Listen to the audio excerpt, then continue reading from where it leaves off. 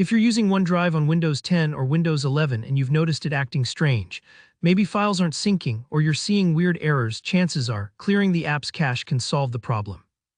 In this tutorial, I'm going to show you exactly how to clear the OneDrive app cache on your Windows PC, so you can get everything back to running smoothly without losing any of your precious cloud files. By the end of this video, you'll know how to reset OneDrive safely and confidently yourself. Let's dive right in. Now, OneDrive doesn't actually have a simple clear cache button in its Windows app. If only it were that easy, right?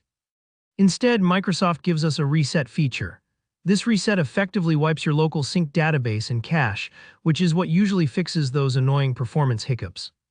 And don't worry, the reset won't touch or delete anything stored in your OneDrive cloud. All your files up there remain safe and sound. The fastest and most reliable way to do this is with the command method, and I'm going to walk you through it step by step. Start by holding down the Windows key on your keyboard and then tap the R key. This opens something called the Run dialog, a little box that lets you quickly open files and run commands on your computer. If you're not familiar with it, just picture it as a clever shortcut to bypass all those clicking around through menus. Now here, where the magic happens, you're going to copy and paste this command into the box that just appeared. The command is %local app data %\Microsoft \OneDrive exe then space / reset. I'll put it simply, %local app data %Microsoft \OneDrive exe reset. After you paste or carefully type that in, hit enter. This is telling Windows to completely reset the OneDrive app's cache and sync settings, sort of like giving OneDrive a fresh start without any personal files at risk. Sometimes, depending on how OneDrive is installed on your particular machine, you might run into an error message here. Don't worry, that happens to lots of people.